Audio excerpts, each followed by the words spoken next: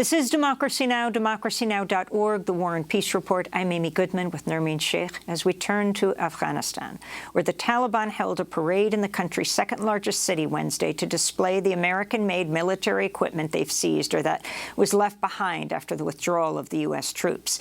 Pentagon Press Secretary John Kirby responded by claiming the U.S. has deactivated all the gear U.S. forces abandoned at the airport. Meanwhile, General Mark Milley, chair of the Joint Chiefs of Staff, told reporters Wednesday it's possible the United States will coordinate with the Taliban in the fight against the Islamic State. He declined to say whether the U.S. would collaborate with the new Taliban government. We don't know what the future of the Taliban is, but I can tell you from personal experience that this is a ruthless group from the past, and whether or not they change remains to be seen. Comes as the deputy head of the Taliban political office in Qatar told the BBC Wednesday that women may not be able to hold senior positions in the new government. Women also, I cannot say that they will be on the top. If they are not on the top, maybe they will be in the government, in the lower these things, because in every department of the government ministries, you can say almost half of the workers are women. So they can come back to their work and they can continue. But maybe in this new government which has been announced, in the top posts, I mean to say in the cabinet, they may not be women. The Taliban also have said that women can go on to higher education, to university, but they have to be in separate classrooms from men and taught by women or the elderly. For more, we're joined in Kabul, Afghanistan, by Mahbouba Seraj. She is the president of the Afghan Women's Network, longtime advocate for women's rights. We welcome you to Democracy Now!, Mahbouba, and thank you so much for being with us. You have said that it is a relief that the U.S. military is gone. Can you talk about what's happening in the streets right now and what has happened to women over these last 20 years for the United States, the longest war in U.S. history? Well, thank you, Ms. Goodman. First of all, going to the part of your question that I said it's a relief that the United States left, because especially if you were in Afghanistan in the past 2 years, and then when they started making the deals with the Taliban as far as the peace agreement was concerned, and then specifically in the last 2 months of it, with the way, because the United States made this agreement with the Taliban that we are going to, you can have, as long as you don't hurt any Americans, you can go right ahead and have that war. Although they were helping the military of Afghanistan from the air, but the rest of it was like, they were just spectators, and the war was going on. And in the last 2 months of it, the situation got a lot worse. The soldiers of Afghanistan were dying left and right, and I mean everybody was like such a disaster. And then there were all of these thugs all over the city of Kabul or in the provinces, and they were doing their thing. And then there was this war. It was so chaotic that honestly, when they left at that night at 1 minute to 12, I took a deep breath and I said, thank God this is over. Because it was very hard on all of us. It was very hard specifically because of that deal that was made, that we never knew how it was, why it was made like that, and because the United States had an agreement with Afghanistan to be with us until 2024. And then they did all of that. So it's like it was very disappointing, and it was extremely upsetting, the whole thing for me. Mahbouba, you've also said that what's happening in Afghanistan now could set the country back 200 years. Could you explain what you mean by that?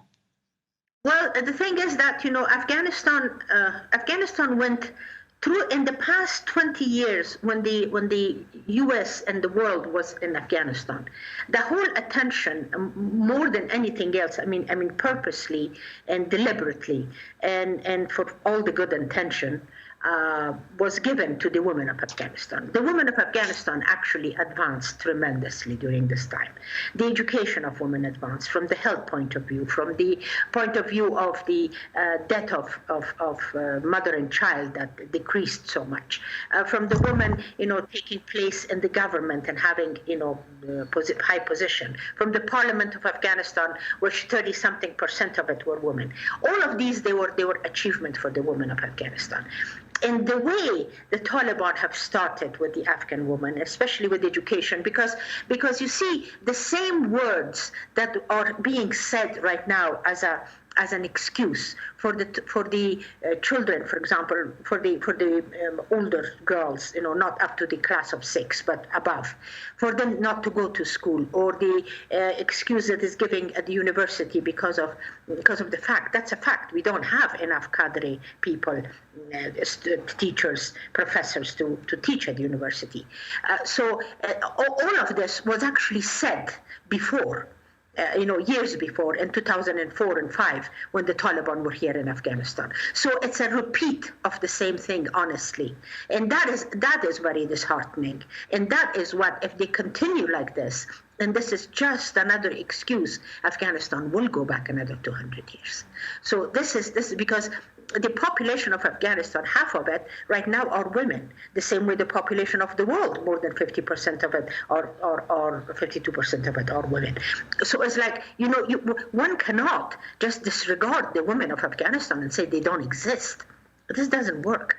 I mean, for the advancement of the country, for the economy, for the work of every single one of the ministries, for the whole machinery of the governance to turn, Afghan women are needed. So if they are not going to be there, so who's going to do the job? Who's going to be filling up their place? And that's why I'm saying that it's going to go back to 100 years if they are not allowed to take their full part and participate in making Afghanistan a better place for everybody to live.